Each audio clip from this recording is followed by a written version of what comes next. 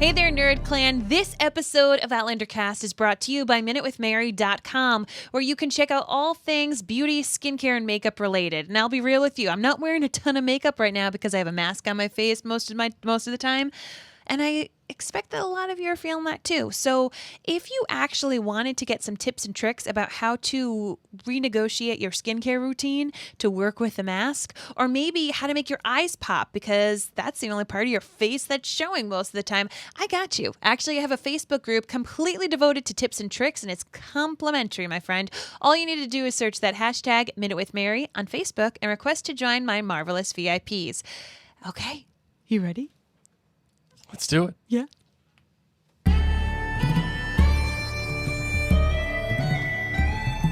All the way from Providence, Rhode Island, welcome to Outlander Cast. It's a podcast dedicated to the show Outlander on Stars. Sing me a song of a lass that is gone, save her that lass be on. Mary of soul, she sailed on a day over the sea to sky. Hello, everybody. Welcome back. My name's Mary Larson. My name is Blake, That it is. and it's been a while. It's been quite a while, my friend. Ooh, Myth, a couple long of months, I think. Truly. Right around there, at least. but we're back. We're back, ready to go, And talking some Outlander. yeah, man, like talking some deep Outlander stuff that you don't necessarily always think about when it comes to Outlander, but it really makes it happen. So this is going to be an awesome interview, and we are so excited to share it with you. If Dratlander has brought some boredom to your life or some just malaise to your life, Dinnafash Sassenachs, because Blake and I are doing a bunch of stuff during Droughtlander that we wanted to make sure you knew of. You can actually head on over to jointhenerdclan.com. It's the revamped OutlanderCastClan.com. Yep. Because Blake is reading Midnight Sun. Yes, the Twilight book from Edward Cullen's perspective. We also have been having a complimentary podcast called The Potterverse, and we're going through chapter by chapter and movie by movie of the Harry Potter universe. We did conclude the Crown podcast Yes, for we did. season 3. We'll see if we can dabble into the earlier seasons. So things are cranking along. So if you are feeling a little bit of the doldrums right now, and you want to spice things up, know that you can head on over to maryandblake.com or follow us at Mary and Blake on all sorts of social media, as we are going to have a lot of stuff to keep you company. Yeah, and before we get into all that, I have to say, I'm very excited about this interview. Oh, yes. I am ready. I am ready for it. Je suis prêt. This is one of those things that has been developing over the past year or so, really since the finale of season 4. Wow. So this has been a long courtship. This has been a very long courtship. Yeah. And it's just, between schedules and this and that and everything else in between. And then, of course, the world pandemic that we're in. Nothing is ever easy, No. right? Nothing is ever easy. But those things that are worth it never come easy, and I'm telling you that this one was worth it. I'm so excited about this conversation, what we're going to be getting into, and what we're going to be talking about, the very specifics of what it takes to direct an episode and getting meaningful performances and getting down to the nitty-gritty of the craft. Yes. The craft of directing. I think this one may live up to Anna Forster. I'm not going to lie. For those of you who've been listening to Outlander Cast a long time, you know my obsession. That is of high praise, with Anna Forster, and in particular our interview with her way back when. So this is a big deal. Agreed. And listen, if this podcast episode brings you joy, please feel free to share it. Share it on your Facebook page, your IG stories, retweet it, share the YouTube link. Podcasting gets known by their people because people share it. Sharing is caring when it comes to podcasting. So please make sure to let other people know, hey, this has made me smile. This helped me appreciate one of my favorite shows even more so. And also, if it does bring you joy, please feel free to leave us a written rating in your podcast app of choice. 5 stars especially is like a big warm hug to Blake and I over the interwebs. So I like thank warm you. hugs. I know. All right. You ready to get into it? I am. Let's do it. Woo!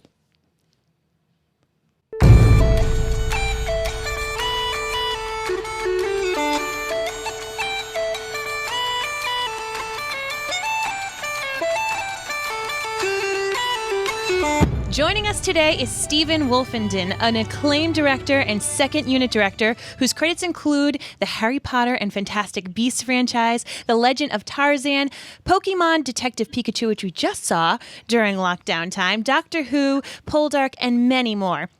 But we, of course, all know him as the director of such Outlander episodes as Man of Worth, The Fiery Cross, Between Two Fires, The Ballad of Roger Mack, and famous Last Words. Stephen, thank you so much for taking the time to join us on Outlander Cast today. Pleasure. Thanks for asking me. I hope I can help quench the thirst of this first part of Droughtlander. Yes, yes. It's a long Droughtlander. I am not looking forward to this one. It's going to be at least 18 months, I think. At least 18 months. Oh, my goodness gracious. But to hear that things in television and movies are starting to get back to some sense of things happening is giving us hope, of course. Right. So we're keeping our fingers crossed. So, Stephen, we wanted to first poke your mind a little bit about season 4. So we're taking a trip down memory lane at this point. What was the process like for getting the Outlander job in season 4, especially since it was the finale? Right. So Outlander is produced by Left Bank Pictures in the United Kingdom. They're the sort of production service company. They have some executive producers, and I have done various projects for them. I've done Strike Back. I've done The Halcyon. And they've been very supportive of my directing career. So I had a connection there, and they started talking about Outlander, and this show was starting, and I looked at it at Series 1 and Series 2, and really excited me about the quality of the cast, the quality of the crew, and then it suddenly got a buzz about it, and it really got a very sort of dynamic momentum with a fan base quite quickly. And so I laid my cards on the table and got my agent to speak to Left Bank, and they were put in touch to David Brown and Merrill, and I had a call with David Brown and Merrill for Series 3, I think, in 2016. And that didn't work out. I ended up doing Poldark, and then I was just finishing second unit work on Detective Pikachu, and I was actually in the Highlands, and they said there's this one last episode of Series 4, and would you be interested? And I was there. I had this amazing view of one of the locks near Ben Nevis, and I said yes, and I was there in about 2 weeks. 2 weeks later. So it was a couple of Skype calls and a connection with Left Bank Pictures. So, in terms of that finale for season 4, it was Man of Worth. And I have to ask you before we get into our craft questions in season 5, a lot of season 5 was set up in that final episode for season 4, whether it was Murtaugh or Jocasta, Roger and Bree reuniting, setting up the conflict with the regulators and Jamie and Governor Tryon. What I know this was a long time ago for you, but what is your memory of filming that episode? And do you have a moment that stood out to you where when you think of it, you're like, oh, I think of this one thing and I love that one particular thing? It was a very, very sort of active episode from all areas of the Outlander world. So it was a gift, really. It was a real gift. We started up at the Mohawk Village. So the previous 2 episodes just finished filming, and we carried on filming. So we did about 4 days up there, 5 days up there. The second scene that we shot was all of the sequence of the saying goodbye to Ian. That scene was just breathtaking in terms of performances, in terms of feel, in terms of a sense of company, in terms of seeing Claire and Jamie, in a very distressed state, the whole Roger story. And that was on my second day. So that got my heart pumping. We did the arrivals, we did the goodbyes, and then ridiculously we were going into the night shoots for the sort of saving of Roger, the attack on the village. We were filming over Midsummer's Night in Scotland, 21st of June. So in Scotland, so far north, that time of year, it goes dark at 11:15 and gets light at 3:15. So I had 3 nights to get them in, rescue, and then get them captured, which is very difficult in sort of 7 hours, 8 hours of filming. And the first night, it absolutely tipped down with rain. But in terms of a company and in terms of rehearsing a fight and getting through it, and the art involved in nighttime lighting, that was a great thing. Go on. No, what I remember from that particular episode was the frantic charge within the camp and trying to find Roger and figuring out where he was. I remember. Did you have any trouble with the geography of trying to shoot all that? How complex was that? It was. We walked it and we designed a route. And we said the first night they're going to get to the first hut, they're going to get him out, they're going to, and then they'll move off from there once the alarm has been sent. The second night was from A to B, the big fire, and the third night was from the big fire to the place of arrest. So the chaos on it was in the camera work. They were pretty much running in straight lines, but the chaos of it was handheld, very frenetic camera work, people jumping at them just from the darkness. So it was a pretty straight story in terms of geography, but in terms of action, it was quite complicated and quite dynamic and involved quite a lot of people. When we finished in the Mohawk village, after having done young Ian's acceptance into the tribe, and that running of the gauntlet again was something that just broke my heart, and I was just jumping up and down my monitor. It was just so special, and his reactions when he gets through it, and that smile and that scruffy hair and that sense of going on another adventure was just beautiful performance. It was real feelings. Agreed. and you just have to encourage that and find that energy and make sure that he knows when the important bits are, and he's got a great sense of timing. But everybody around the monitor just stopped and went, wow, what a moment.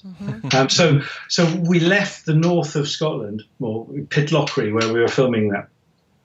We left that knowing that we had, some of the foundations of that story very, very well in place. And, the goodbye to Ian is one of my favorite scenes that we did. But having that in the locker, we then moved south, and we did 2.5 days of the argument between Jamie, Claire, and Roger in their camp, in their bowl, and that's near Glasgow. And again, that was a real lesson in performance and getting the camera in the right place, and trying to, one of the things that you have to do is try and find the emotional relationship between what the camera's doing and what the actors are doing, and giving them space, but also telling the audience moments of interest and focusing and highlighting and crescendoing on the right sort of thing. and it was a dance. It was a 2.5-day dance. It was a big sequence, and they were knocking each other and fighting, and lots of really interesting sort of dynamics between them. And it was a new level for those three because there was real friction. And they were inspired by it as well, I think, and I think came across really, really strongly. So yeah, I mean, 413 has many things that I really enjoy doing. I love doing Ottertooth's story in flashback as well, and we did lots of slow-mo, and we were just grabbing moments wherever we were in the right location, just exploring him in big close-ups and by the fire dancing, and the chase and the beheading at the end. So yeah, it's inspiring stuff. And then we get to River Run. And that River Run day was special. And asking Sophie to run towards that little figure on the horse, and she just legged it so quickly, and that embrace and that coming together again of Roger and Brianna is a lovely moment, and just getting the horses of the Redcoats going through at the end, and the end of the series being sort of peaked in a question, in a bit of a riddle, and a bit of a laying our cards on the table, saying, well, something's going to happen next season. But yeah, 413 was a joy. It all happened very quickly. That was all in 11 to 12 days of filming. So I had literally just dipped my toe in the Outlander world, and I was hungry for more. And Matt Roberts, came to see me towards the end of that session and said, "Do you want to do some more?" And I said, "Yes, please." So it worked out. It worked out nicely. But yeah, 413 has got a huge range of character and emotional beats in there, and it's lots to love. I love the dinner table scene at River Run. Yes, so good. But just the silence and the acceptance of Brianna coming back and thinking Roger's not going to come back. I love Myrta, arriving back, and just scoffing his food with Jocasta. I love Jocasta and Myrta being together and arguing. I love the whiskey. It was a strong episode. I thought. I know, and I only knew the sort of passion of the fandom and questions about whether Jamie should have been at the birth and everything. I didn't know any of that during. They kept me away from that. They'd made a choice, and that choice was on the page, and we shot what was on the page. And I know there were some questions afterwards, but the film and the books evolve slightly differently, but they exist beautifully together. That's one of our chief commandments when we talk on Outlander Cast, is that the book and the show are two different things, and they need to be viewed that way. That yes, they have obviously strong commonalities thanks to the storyline, but to look at them in their own thing. So you're actually one of the few directors that has had a job between two different seasons. Does that mean that they really like your vision for the show?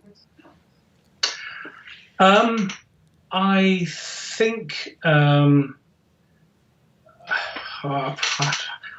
it's difficult to say what they like about me. I think they like the atmosphere on set. They like the performances.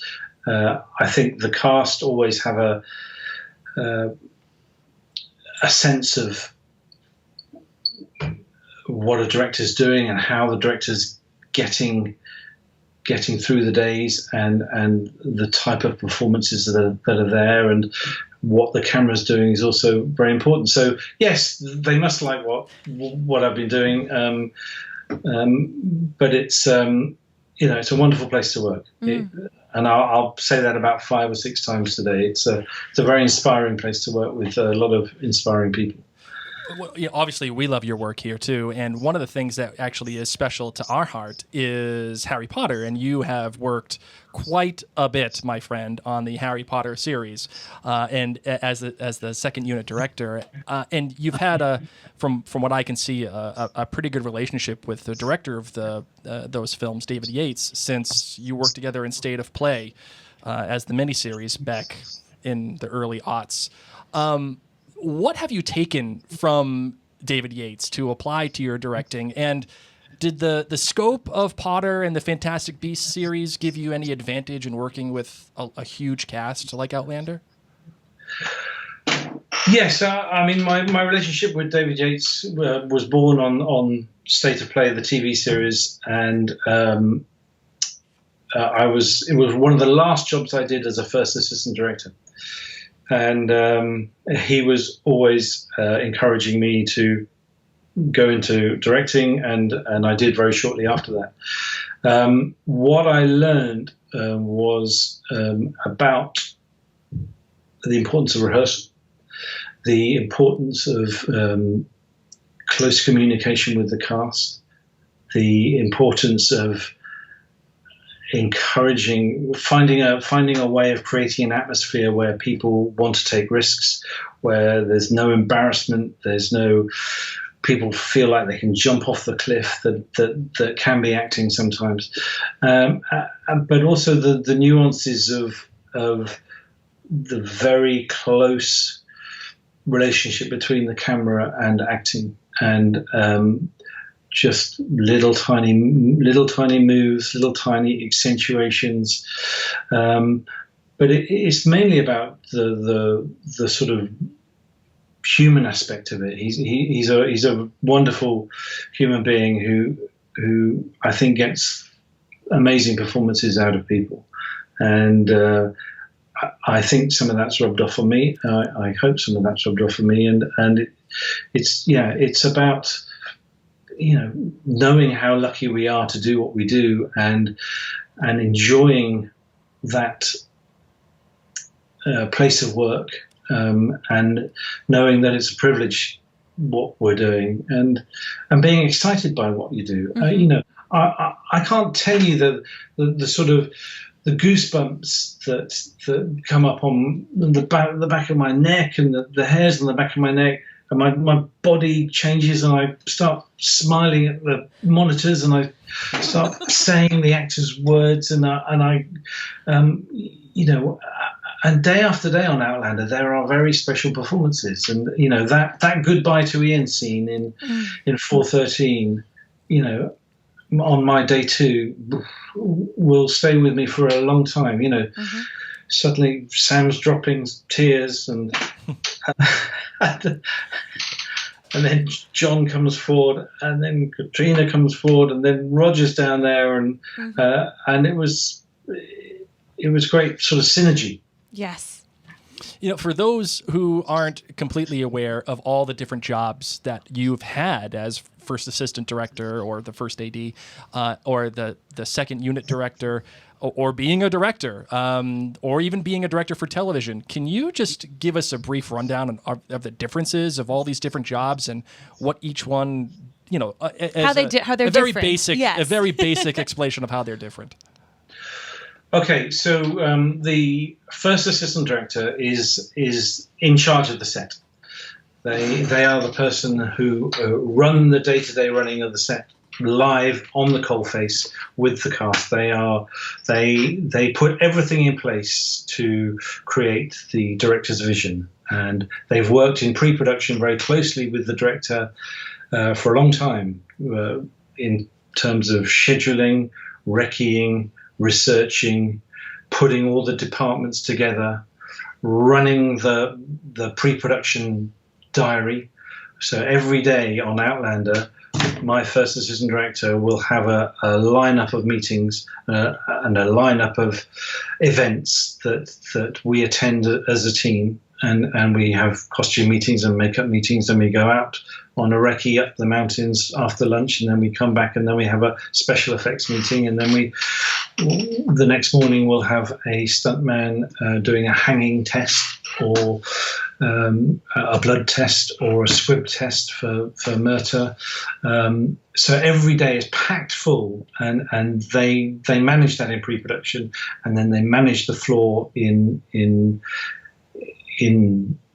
shooting time, and they're in charge of the schedule.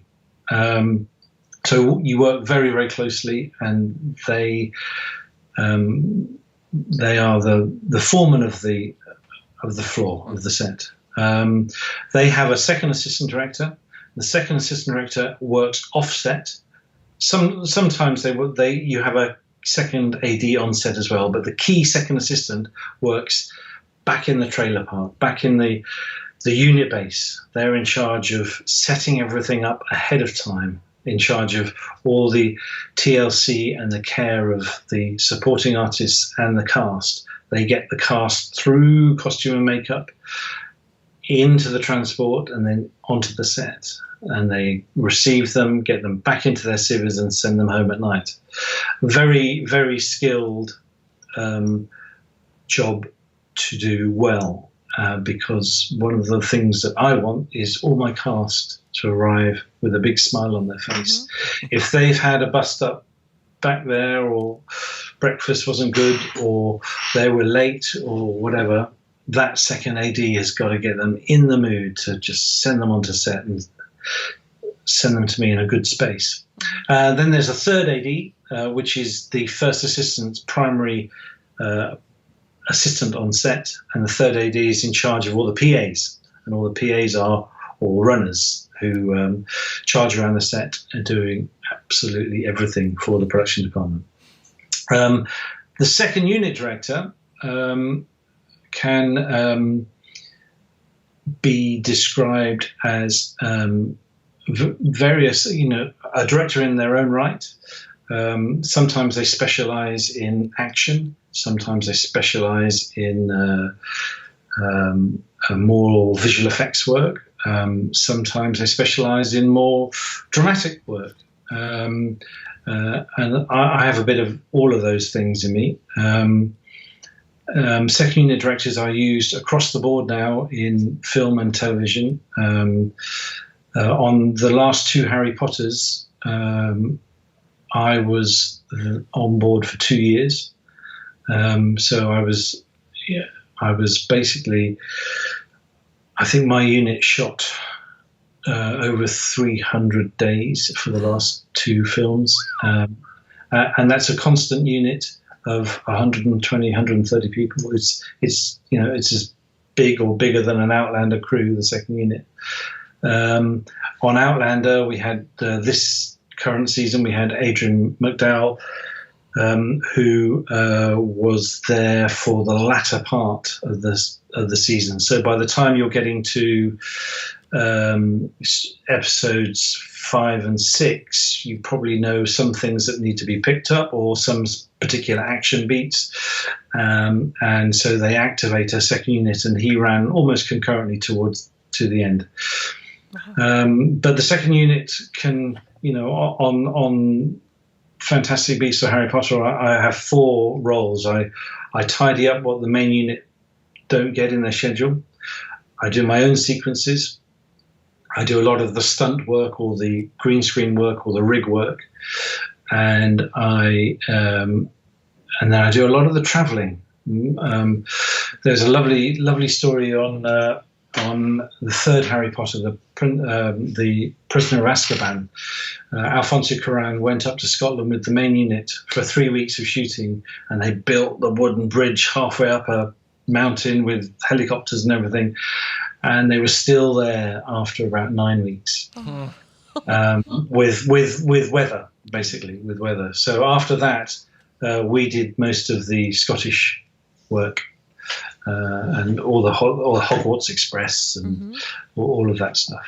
Nice. And of course, as director on Outlander, you have to wear many hats on the job. So what do you feel like was the most important responsibility in that role? Without doubt, it's performance, and it's the truth of those performances. But at the same time, you've got to complete the days to survive, and this is a strong industry, and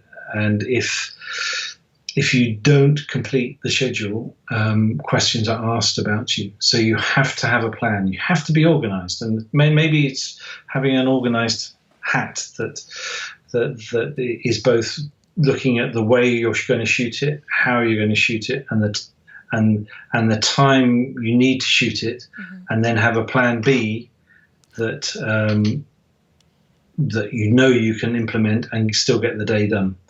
It's big old days. I mean, our first day on episode 7, for the Ballad of Roger Mack, for instance, first day in the camp was Reverend Caldwell arriving and being sent back again, Jamie getting the red coat, and then Jamie saying goodbye to Claire with everybody marching off. That's sort of almost 6 pages of work. Yeah. Yep. With 120 extras and horses. And that's, you've got to get it done. That shot, by the way, with Jamie getting the red coat. Oh, man. Well done, my friend. It was a moment that you could feel everybody going, "Ooh, this is going to be good. Yep. This is going to be good." And to be fair to Sam, he did a lovely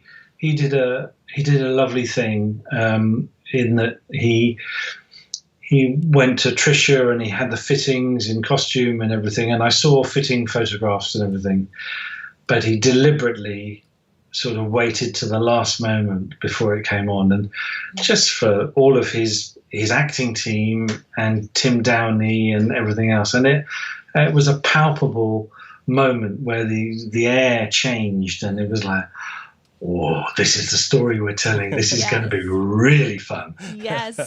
that is definitely, I think, the moment for me that I absolutely think of when I think of season 5. I mean, there are some others too, in particular when Jamie says "kill them all." I find that to be, oh man, just it like you said earlier, it just sends shivers up your spine when you think about it.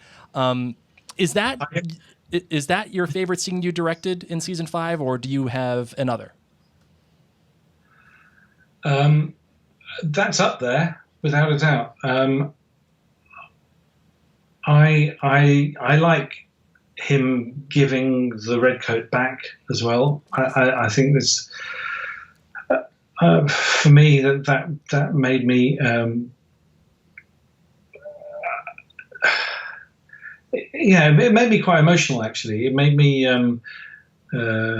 thinking of, because we hadn't done all the Murta stuff. So this is an example of Sam's skills.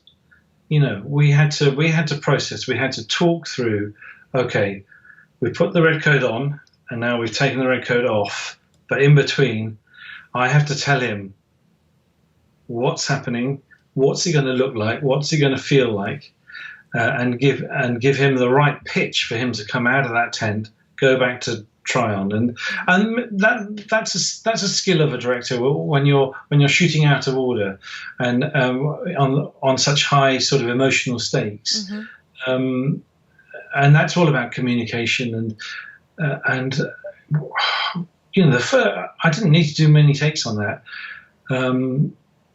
There was a couple of takes on each lenses, and I was bowled over, and Tim Downey doing his thing, and it was a real crunch moment. There's a really interesting craft thing about that. I don't know if I'm talking out of order from. Oh, you're fine. So Steen van der Wecken, the DOP, who did a beautiful job on on all of those, episodes 7 and 8, and episodes 11 and 12, and episodes 2, 3, and 4. What you don't see when Sam is coming out and going back to Tryon is that there's a whole wall of black silks. So what he's doing there is he's creating extra contrast in the face, and he's just putting a little half shadow across one side of Sam and of Jamie and Tryon's face, and it takes an awful lot of work. They're huge, great things, and it restricts the way that you film it, but you agree on it. But it's little tiny things like that little bit of extra contrast, that little bit of darkness that subliminally, subconsciously tells us something as human beings, saying he's in a dark spot here. And it's really subtle and really clever, but it's really important. And those are the sort of things you have to fight for. And when the DOP goes, I really need to do this, and it's going to take a bit more time, and it's going to be hard work, but we need to do it. That's why you do it. Yes. Is there anything that you shot that you had to fight for to get into the finished product? Well, you fight every day. I mean, the battleground sequence was just a really good example of fighting for my life because the clock was against me. I'll tell you a long story about it. So we, on the recce, we get to the village, the tented village. We get to the camp, and we've always thought, at the end of the tented village, at the end of that field, that's where the regulators would come out, and the tents would be miles back there. Yeah. We, on the recce, wonderful John Gary Steele has marked out the tents, and there's more tents, and they take up more space than we can ever believe. It's fantastic. Yeah. But what it means that I looked at Tony Graffia to go, oh, this is a bit bigger than we thought, which is great. And I was thinking of having the regulators coming out of those trees over there, which is far too close. And we looked at each other going, this isn't going to work. So I had a plan B, which was a field half a mile away, which means that on the shooting day, I had to shoot in the camp and then move everything half a mile. And that's everything, all the kits. So we got to the battleground scene, and I've got 4.5 hours left. But we've all talked about it, and we've got 130 people, we've got all those horses, we've got Tryon coming in and saying, fire now.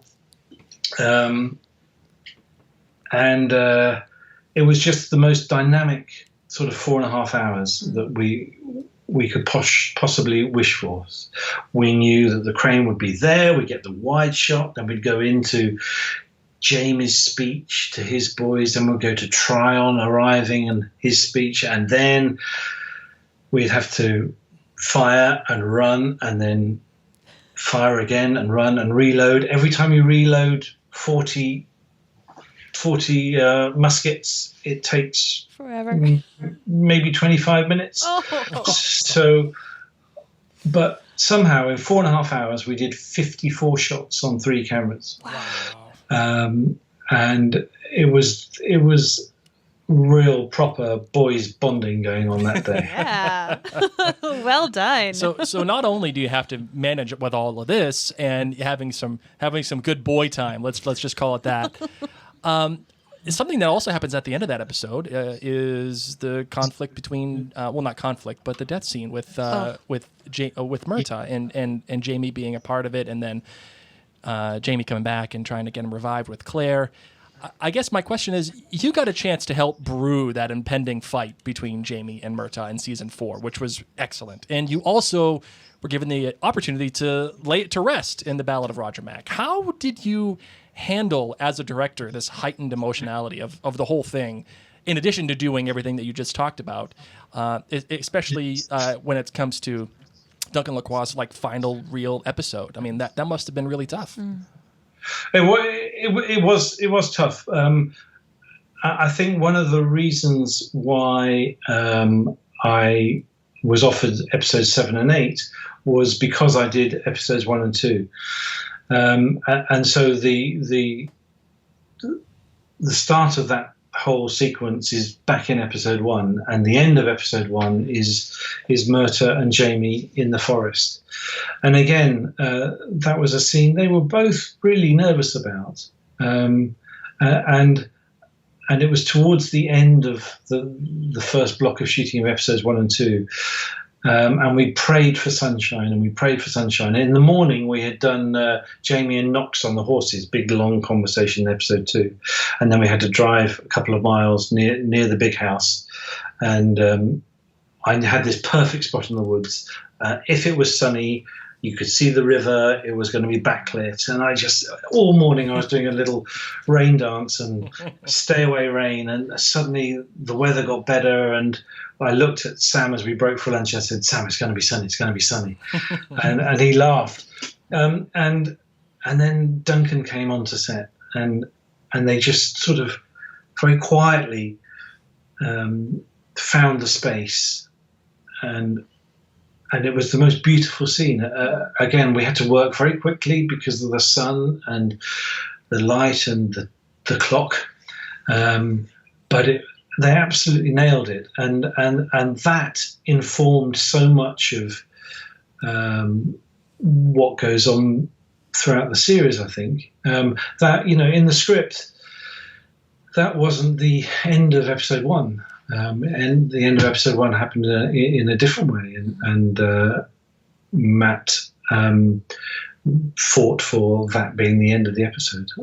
He wrote the episode, and that was nice of him to endorse that scene so much. And I think he had the same feeling, that it informed so much of the relationship and the struggle within that relationship for the rest of the series. Yeah. So cut to episode 7, and I was lucky enough to be able to rehearse in the rehearsal room the on-site shooting and the fall of Myrta, and that was a beautiful moment where there was something about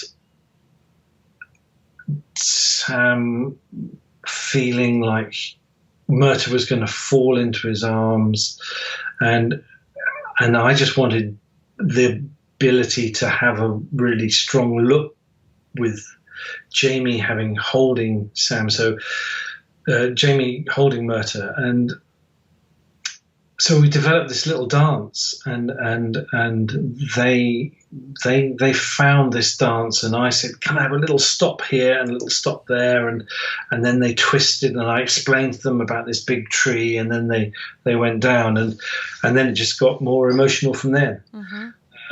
So it was a good rehearsal process, and they were very happy with the whole process about getting them down to the tree. And then it got very emotional. And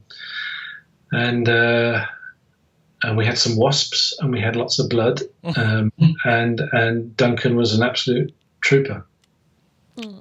One of the things that we talked about time and time again in regards to season 5 is that it seemed to have a very different visual feel to this season, whether it was the lighting, the texture, the scope.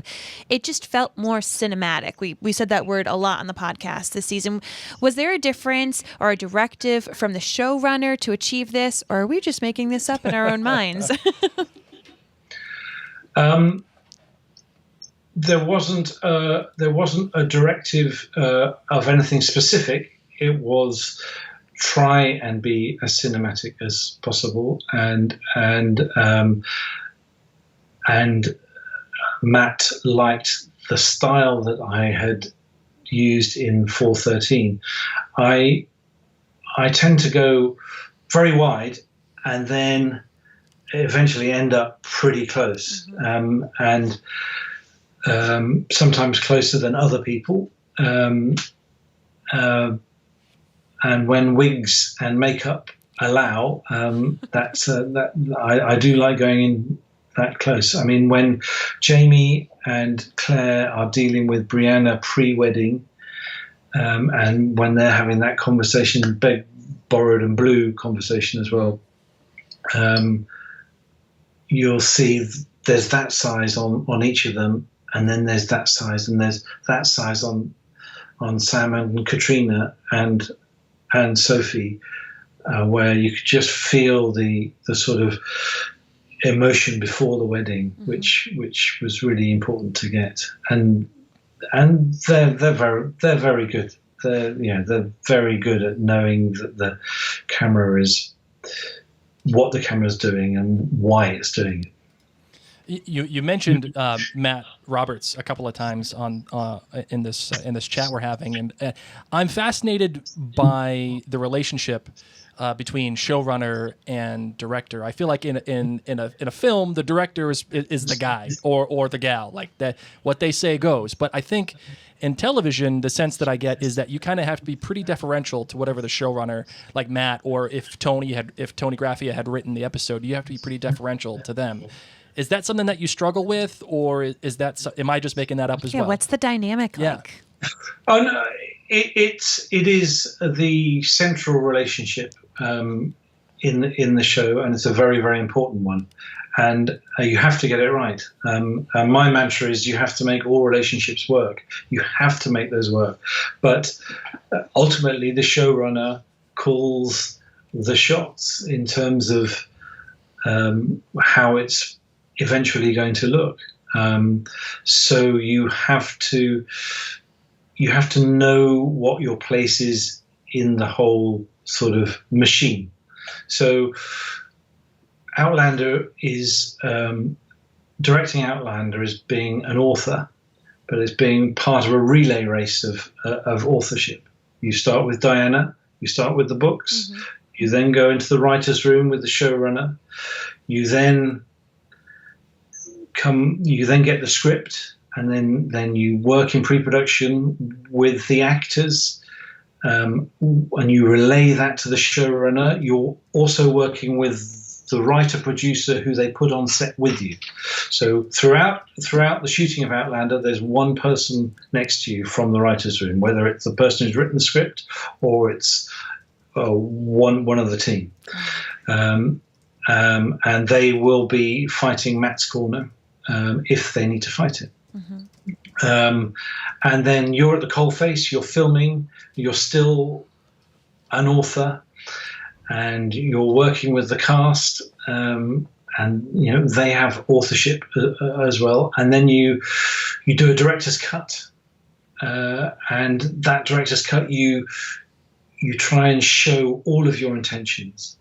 And if I didn't think I could express myself as a director in an arena like Outlander, I wouldn't be doing it. But we're blessed by having Matt Roberts, who has directed an episode. That's a key positive. He can see things from both sides of the fence, and he will encourage you as a director to push it. And he'll also know when you're asking for things. He'll know when that's a reasonable request and when it's an unfeasible request. And I thought his episode was fantastic at the end of episode 3, a wonderful episode. So having that experience is key to opening lots of doors correctly, I think. And he knows how a set works, and he shoots a lot of splinter unit scenes as well. So. What Outlander does allow you to do is explore, experiment, and try things out. And we in episode 8 we've got the black and white silent movie thing, which is a way of experimenting with form. In episode 1 at the wedding, and this is Matt's episode. that he wrote, one of the things we did was we shot the wedding in slow motion as well. We shot all the vows in slow motion.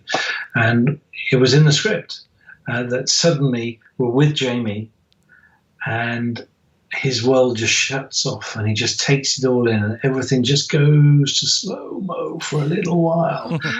And he's just going, wow, the big house, daughter, family and everything.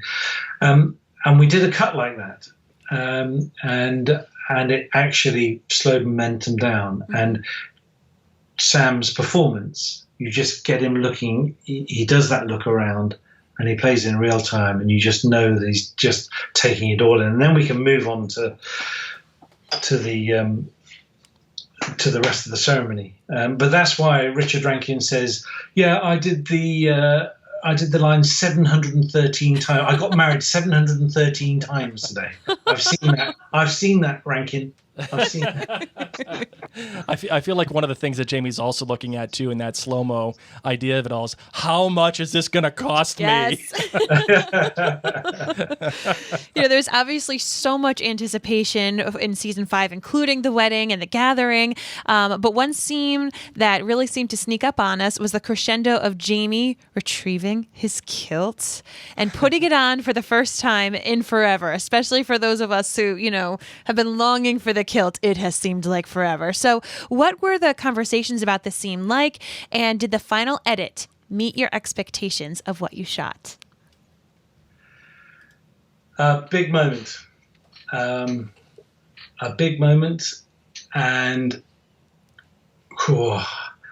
I've got to tell secrets here. Yes. Yeah. Oh, spill all the tea. Let's go. Forcing me into a corner here. So in the script was the way in which Jamie goes to his box and he finds it, and it's a beautiful moment.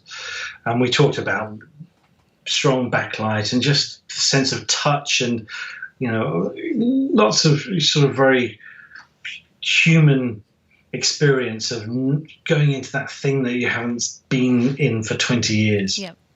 And we were able to do that on set beautifully. And then we were going to do a big reveal of him outside of the fiery cross in the kilt. That was the cut. And then Matt had a great idea of going, no, Claire's got to see this first. Claire and the audience have got to see this first. So, it snuck up on us as well because it was a bit of a surprise. So it was a slightly re-engineered part of the script, and it wasn't on day one of filming. It wasn't there, but later on it was. And yeah, it's just using that corridor and using that little bit of surprise of Claire being us, and going, whoa, what have I just seen? It's, we had already shot the fiery cross scene before we shot that scene. So it was, the characters were well informed in terms of, how special that fiery cross scene was, and how important it was. But I love the looks between them, and but also, Katrina plays it so beautifully. And so there's a little bit of fear in there as well. There's a little bit of concern. It's like, this is the big. I understand this is a big moment, but there's something else, isn't there? And she plays that again at the fiery cross. So yeah, it was a big moment, a fan favorite, I think. Agreed. So when you were putting your director's cut together for the for the premiere and all of this stuff together, I can imagine that you probably looked at it and said it was even bigger in the director's cut in terms of emotionality for you.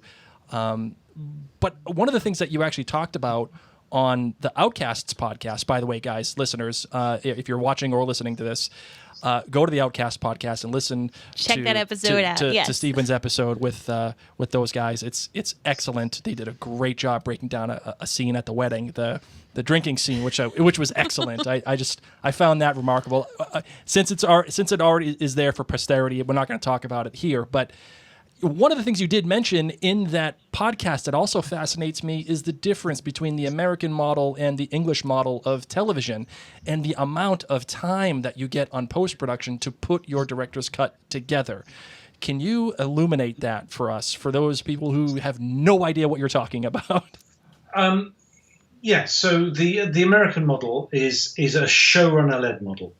The director is brought on with 5 weeks to go. You have 5 weeks of pre-production where the director is involved in everything from script to location choices to design to concepts to schedule. Then you have on Outlander, you're given about 12 and a half days per hour to shoot an episode. So you're given a 25-day schedule for two hours. And then straight away, I have 2 5-day weeks where I have to deliver a director's cut to Matt, and then I'm off the job, and I will never see the episode again unless he wants to show me something or unless a visual effect comes in and they want my advice. But contractually, I will never see that episode again until it's broadcast. Wow. Is that difficult for you, like to put this whole baby together and then let it into the world and say, "Go forth, young man"? Like, what's that like? It is difficult because in 5 days that's not enough time to sculpt and craft something. You have to give an idea of your intentions. You don't have to get it down to time. But you can hint at what you want it to feel like, what you want it to sound like. Those important scenes, you want to get those right. All the key beats you want to get in as good a shape as possible. And it is difficult saying goodbye to it. It's hard, especially if you feel like you haven't quite finished it. But that's the gig. That's the gig, yep. and you have to be on board with that. The European model or the English model is there's still perhaps a showrunner or an executive producer, but when you do the pre-production, same sort of amount of time you do the shooting, but when you get to post-production, you are engaged for maybe 12 weeks out of 16. And you are there throughout the director's cut. You then work with the producer to do the producer's cut.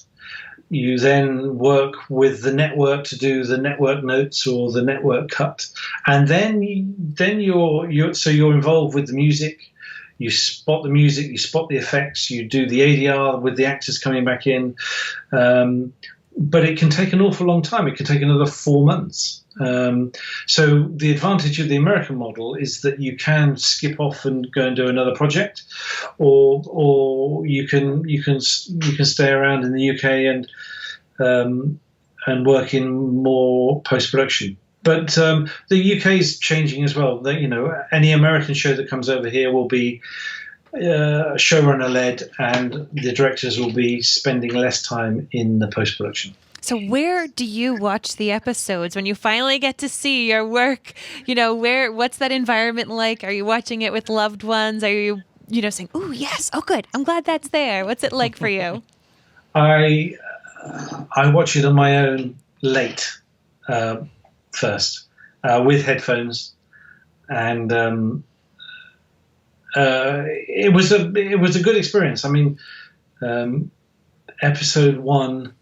The wedding, was a crowd pleaser, and tonally that had some big shifts that developed through post-production. I talked to Matt, and during the shooting of it, there were so many opportunities for little fun moments. He wrote lots of little tiny scenes with sort of non-specific supporting cast in. And I said, if I can get cast to do those things, let's do it. He said, off you go, do it. I said, I can feel that the structure of this is going to change. And he said, yeah, it may do. And then the next morning he wrote that little scene of Marcelly Yes. saying I'm pregnant just on the dance floor. So he gave me one of those, and then we got the lovely scene of Lord John and John Quincy Miles just falling asleep or falling over drunk, and then the kiss on the dance floor, and I'm forgetting names now. The bugs kissing on the dance floor, and all little moments of texture like that. All of those things gave the opportunity in the edit to restructure the wedding night, and it became a gentler script than it was, because there was a darkness to the Brianna and Roger scene that was really, really strong and really dark and beautifully performed. But we went the sort of celebration route in terms of the cut, and I delivered a director's cut with hints of that, and then the producer's cut, the showrunner's cut, went crazy with the intercutting of the drinking game and the dancing and the Claire and Jamie and Jocasta and Myrta and Brianna and Roger, and I think it's a wonderful wedding night. We're very proud of it. Yeah, I feel like definitely allowing the wedding to stand out, and then allowing the gathering to stand out. I think the right choice was made by cutting from what you're saying, the stuff with Bree, because that would have been a lot for that one episode of television. Yeah, and it, she heard the information she needed to, and she was in a position in the bedroom, and it was Roger who sort of brings her out of it, and I think they got the balance right. I really do. Yeah.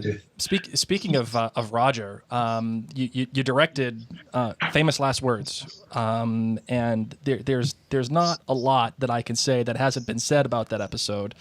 I just felt like that was a game changer for Outlander. We also did a podcast for The Leftovers, and there was an episode of The Leftovers called International Assassin that just totally changed the fabric of that show. And I feel like Famous Last Words did that for Outlander because it was a huge gamble in terms of taking a risk and the creativity for it, the stylization of it. Did you have to do anything differently in terms of your directing for that episode to supplement that stylization? And was there a sense that this was going to be special because of that storytelling device when you were on set? It developed in pre-production in a way that suddenly everybody was so consumed with episode 7 and how big that was, that it sort of crept up on us how detailed and how emotional and how important it was. And the reason why I did that was because the schedule was remarkable in that we almost shot all of episode 7 first, and then we went on to episode 8, which is sort of unheard of. So the characters and the cast and the crew were informed of what had gone before and the struggles and the drama of episode 7. And episode 8, suddenly we realized that we had this wonderful thing that we tested. We did a series of tests to find the silent movie language. We found the right frame rate, which we also cut other frames out. and we found the right sort of grading of it, and we found the right aspect ratio of it. And we sent all these tests to Matt, and they talked to Sony, and we were allowed to have a different aspect ratio, which is fairly, brave of everybody. We talked to Richard about, getting inside his head, and it'll be pretty uncomfortable. And we've got this very special lens called a T-Rex lens that we could put right on his eye. Yeah. And he was absolutely up for it. And we didn't do that until we didn't do the big close-ups on his eyes and face until the very end. But we obviously did all the hanging stuff out there on location. Where possible, when we knew that we were doing a silent movie take, we sometimes asked the cast to be a little bit bigger in their movements, which seemed to be a thing in terms of the movies that we watch for research. And so there was some quite big acting sometimes, but by the time you've changed the frame rate and everything else, it sort of comes down. But it gives it that sort of silent movie feel. That was the biggest thing, really. And then not moving the camera. It's all about keeping very still frames. The camera does move occasionally, and maybe some shots were nicked when they shouldn't have been, but mainly it's very locked off frames. And I was thrilled by it. Dr. Daniel Barrow wrote it, and it was there from the start, and I thought it was a really brave thing of the show, and it was a gift, a dramatic gift, and I think it helps the episode. Before I came onto this call, I was just having a little look at episode 8, and there were some extreme moments of silence, and those moments, are just allowing you to appreciate what Roger's been through and making some sort of connection. And it's the quietest Outlander's ever been, I think, for long periods. And I think we should all be proud of it. It's strong. It's not that I look at ratings or anything, but on IMDb, that episode has a lower rating than any others. Really? And I'm sure if the Outlander fans voted for it, it would be higher. But I think it's a really strong episode. I think Sophie and Richard's big scenes are so powerful. Richard's performance throughout is so powerful. Sophie's singing and their connection is a really great example of their craft. Mm-hmm. You took some big risks in that Yes. episode, and I, for one, I know I can speak for Mary. We were big on that risk. Yes. We were big on all the risks that I think that Outlander took this season. If it was like the episode where they go to the cabin, and it felt like X-Files almost, Yes. and it was like, oh my God, it just felt really cool. How all these risks. And since you were involved in the early pre-production meetings for the entire season and going through and the tone meetings, was there a sense that they knew they were going to be taking big swings this season to make a statement? I think there was an ambition there that was well energized, and yeah, I think they want, the whole black and white thing, the whole slow motion thing, the encouragement of being brave like that was there from the start, and fair play to Matt for encouraging that. I remember having a pizza with Jamie Payne very early on, just after he'd started, and we had a pizza. He said, "I've got an episode which is just the two of them." And he said it's going to be really, really interesting. And he did an amazing job on that. amazing. Very good. Do you have a funny story from set that you haven't told anyone yet that you could think of, or something that happened where you lost it and you get laughing? Lots from farting horses to I love the I love doing the episode 7 happy birthday scene to Sam. A happy birthday scene to Jamie. And that was funny because for scheduling purposes, we would normally do that scene in the tent in the studio. Nudity, warmth, comfort, everything else. For scheduling purposes, we are doing it in a tent in a field. So we're doing it for real.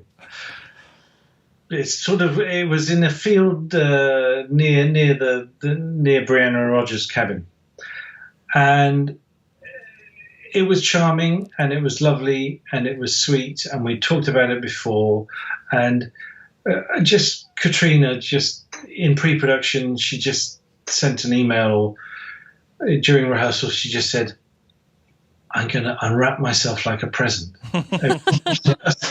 just gorgeous. And then what happened on the day was in rehearsal, she started singing Happy Birthday.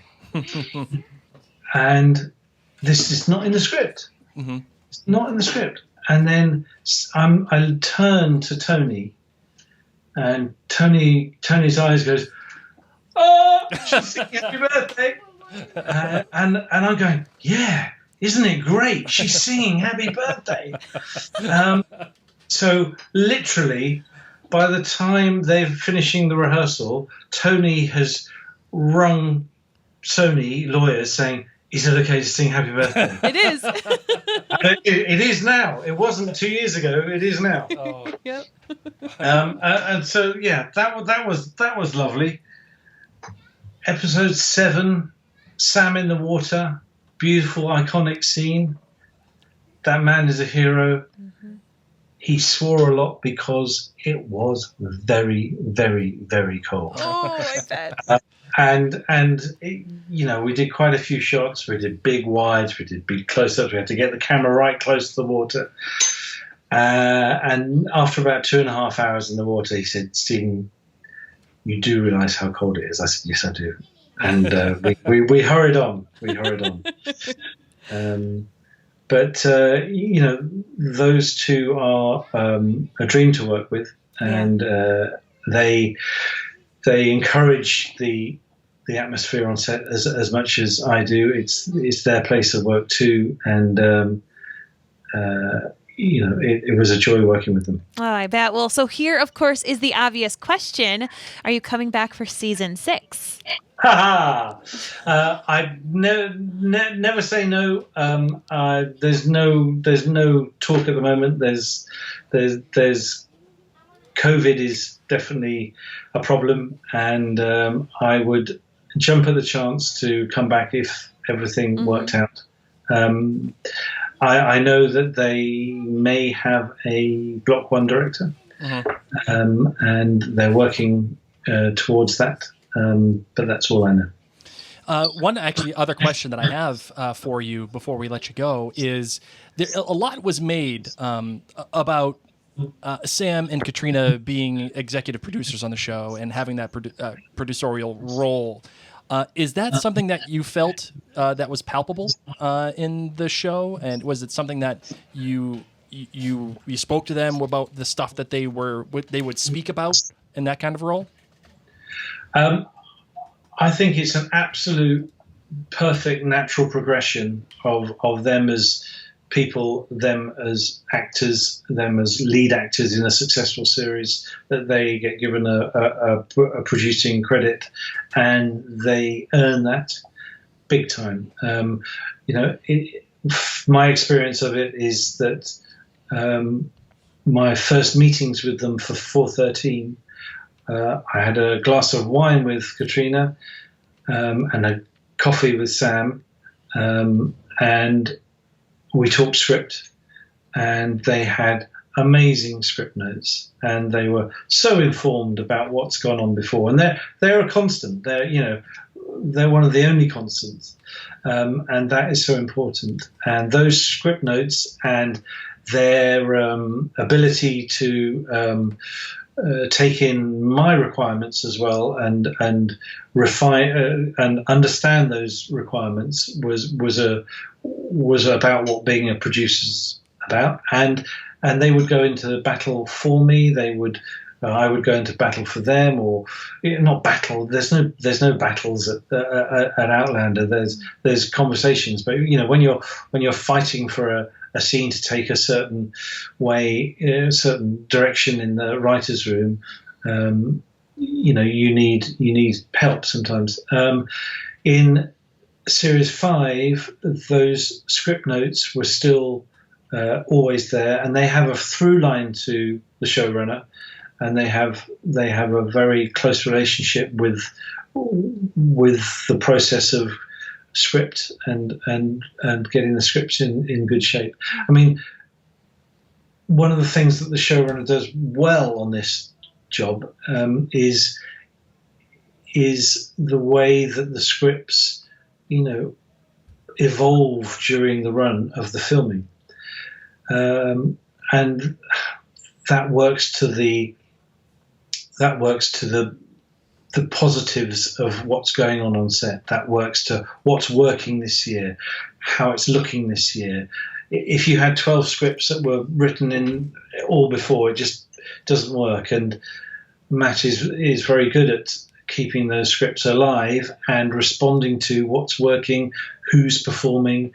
After the read-throughs, going, "Wow, she read through brilliantly. Let's put another scene with her in." Mm-hmm. And Sam and Katrina are part of that process. And then for the first time in Series 1, they were present at the production meetings. And that was an eye-opener for them, and they realised,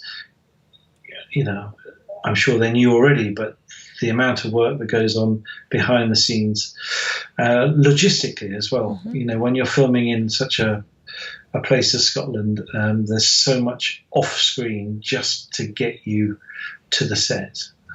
It's really important, and it costs a lot, and they're very much a part of that process now, or being made aware of it. But their script notes are really good, and everybody takes note of them. Nice. Well, that is it. You survived being here on Outlander Cast. Thank you so much for taking the time to join us today. It was a pleasure. It was wonderful to relive memories and try and communicate those to you. It feels like an awful long time ago, and I'm sorry it's going to be another 18 months. But thank you for being here. You helped me on the early part of my lockdown. I loved listening to the show, and I loved the passion and the support you give to the show. And congratulations on the show, and I hope you don't edit me too much. Well, honestly, it is very humbling hearing you say the kind words that you did. Thank you. Yes. That's a big deal to us. And if the listeners want to continue to keep up with your work, where are they going to be able to see things that you're working on in the near future? I've just finished a series for Netflix called Fate, the Winx Saga, which is a live-action series for young adults. It's fairies and magic and monsters. Love it. Filmed in Dublin, filmed in Ireland. Straight after Outlander, I went off to Dublin. And it's out in January, and it's got a great young cast. Abigail Cowan, American actress, is the lead, and it's fun and it's crazy. And I had to do things like I had to have needle drops. Do you know what a needle drop is? No. Needle drops are pop music, present pop music that the young kids are gonna going to like. It's not aimed for the Outlander audience. It's sort of a 15 to 24, really. But it's fun and vibrant and lots of magic. And then I start on Monday. I go up to Warner Brothers and we start filming Fantastic Beasts 3. And I'm the second unit director on that, and that'll take me through to January or February. Wow. Well, at some point we may have to have you on our Potterverse podcast, as we are rereading the entire Potter book series and rewatching the movies and podcasting about it to get us through COVID times together. And Droughtlander specifically. Exactly. Well, and I've got lots of nice memories and stories about a wonderful time. I was there for 5.5 years, and like Outlander, it's a place of great creativity and support, and it's a lovely company of people that still exist in the Fantastic Beasts world as well. It's a great place to work. Well, thank you again so much for joining us. It was an absolute honor and pleasure to chat with you today. Thank you. Take care. Bye, Goodbye. Stephen. Thank you. Bye. Bye. Stephen Woolfenden, everybody. Holy smokes. Give me a high five on that Woo, one. yeah. That one was really good. Ay. Man, that was My awesome. brain is like exploding with more appreciation. Right. You know, you hear so many interviews with the main cast and, you know, producers, showrunners, but like to really get these other perspectives and important perspectives Absolutely. of how this all came to be, I love it. Yeah, this is one of those ones where, you know, I feel like the director, as we kind of talked about in the episode, is not underappreciated, but just not as distinguished as the showrunner, or not as distinguished, of course, as the actors or whatever. Like, they're just not as famous. And I mean, that is for a kabillion reasons. And I'm not saying that they shouldn't or shouldn't be, but, you know, having these conversations with a director like Stephen Woolfenden, or even, like I mentioned earlier in the episode, Anna Forster, it just, like you said, gives a really special perspective, and it gives insight into the nitty-gritty of how an episode of television is made. Agreed. I mean, knowing, like that one conversation that we had where he was deciding on where to shoot certain things, and he realized that the plan wasn't going to work. They had to move everything over a mile and a half to another field, and they were like, okay, so let's get everybody up and round them all up and head over. That's the kind of stuff that I love hearing. I love that. I love that in-depth kind of thing, knowing what it's like to actually be on the set of it in a daily perspective from somebody in Outlander or any show that I love in particular. Agreed. Totally agree. So I loved that conversation. Yeah. That was good stuff, man. Really good stuff. So here we are. We're still in the depths of Droughtlander. Yes. It feels like a swear to say. And it's not even still, we're just beginning the depths. We're like a quarter of the way down. Not even. But what we do want to let you know is that the Outlander cast community, the clan, if you may, it's still going really strong. Yes. We're having some amazing read-alongs happening in the Outlander Cast Clan Book Club. Blake is wrapping up, probably within the next month or so, the Midnight Sun book club, and once he's done with that, he's going to be moving on to reading for the first time Voyager. Correct. So if you would like to join Blake's book club, you can actually go to jointhenerdclan.com. It was formerly known as OutlanderCastClan.com. So if you're already a member, a patron of OutlanderCastClan.com, you're still in the clear. Just a little bit of a rebrand, if you will. A little bit of a rebrand. Gotta zhuzh it up every once in a while. But you'll be working on Voyager. Yeah, I'm very excited. And as I said, we have a lot of content coming through blog posts. Speaking of blog posts, there's a blog post about this interview coming up. Yes. If you guys have been following Outlander Cast for a while, you know that any interview that we do, we have this special segment that is just specifically for the website. It's the 10 personal questions. And we did, in fact, do that with Stephen, and he had some great answers. You did. We had some good conversation. In little things like, favorite food, worst mistake, biggest success. Little things. What's your biggest failure in life? Tell us. Let it be known to everybody all the tens of us who are listening to this podcast. Yeah, I love how right you're now. like, oh yeah, this is an easy one. Yeah. What's your biggest mistake in life? Well, regardless, it's just something along those lines where it's just the 10 personal questions that really have nothing to do with Outlander, but it gets you to know the person Yeah, even more. it's So, and So when will that be available? I Sometime believe in the very near future. Just keep your eyes peeled on Yeah. the Outlander Cast social media. yeah, after you hear this, I imagine after you hear this in the podcast app, probably a couple of days after Okay. that. So, Awesome. That's going to be very exciting. And we're hoping to actually have him back for a sister podcast of this. Our Sister. called the Potterverse, which if you guys don't know about it yet, Mary and I are doing a Harry Potter podcast called the Potterverse, where we're dissecting the entire universe of Harry Potter, whether it's the books, double jinx, the books, the movies, the offshoot movies, the offshoot books, The play. Star Kid, a very Potter musical, the Cursed Child, all of it. We are doing it in the Potterverse. We are just making our way into the Chamber of Secrets as of this moment. So we've already completed the Sorcerer's Stone, Yes. including the film, which is excellent. So if you're looking for more Mary and Blake content, please go to maryandblake.com, check out the Potterverse, or go to Apple Podcasts or any podcatcher of your choice, including Spotify and iHeartRadio. Like this podcast, the Potterverse is in all of them. That's it. All of them. That's how we roll, baby. I don't mess around. So on that note, You ready to let go finally? You ready to Let it put this go. out into the world and I am. into the unknown once again? Well done, Elsa. So many good Elsa Yes. references. All right, you're welcome for that, world. Yes. Let's close this bad boy out, shall we? We shall. Let's do it.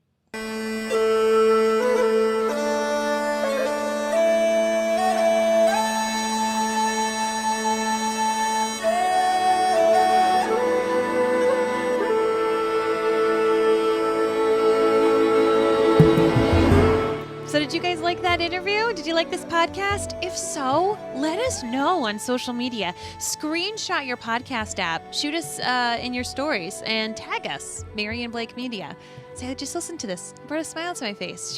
Taught me something new. Let us know a fun fact that you gained from this podcast episode that maybe you didn't know about before. Yes, thank you to all of the members over at jointhenerdclan.com, all the nerds out there for helping make this podcast possible, giving all of our co-producers, executive producers, associate producers, everybody that are there. Thank you. Thank you, thank you, thank you, thank you, thank you. Without you, this podcast is absolutely not possible. So 100%. man, and luckily you guys are getting early access to this podcast. You're seeing it first and you're listening to it first.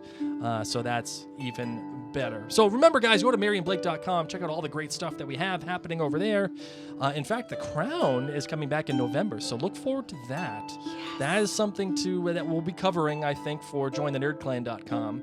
And This Is Us comes back in November. Yes, that's right. So our This Is Us podcast called This Is Us 2, that of course will be starting back up as well. So we're going to be busy. We got a lot of stuff coming. I just Yeah. finished The Handmaid's Diaries.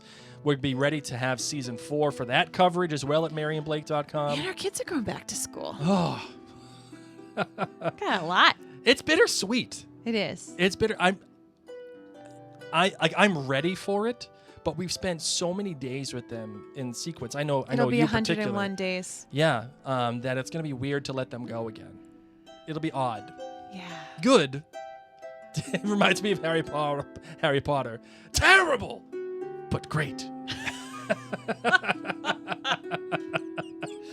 So we're sending all sorts of warm and love and peace to you listening. We know that this year, 2020, has been a wild ride so far. And so just know that we're thinking about you all, and we are so thankful for your patronage, for your subscriptions to our podcast, for listening, for taking the time out of your day to listen to this interview. Blake and I started this podcast just hoping that someone out there in the big old world would enjoy listening to us talk about something that we love. So thank you. And apparently you are, and you're even watching us for most of you, as a matter of fact. So thank you, everybody. And make sure you go to outlandercast.com as well, where we have all the great blog posts that are coming in, and really good content all year round. Unlike a lot of places that are covering Outlander, we do it all year round. Thank Outlander and you. everything. Yes, thank you to the Outlander cast staff. We adore you all. You make it all possible. So on that note, my name's Mary, My name's Blake. and you've been listening to Outlander Cast.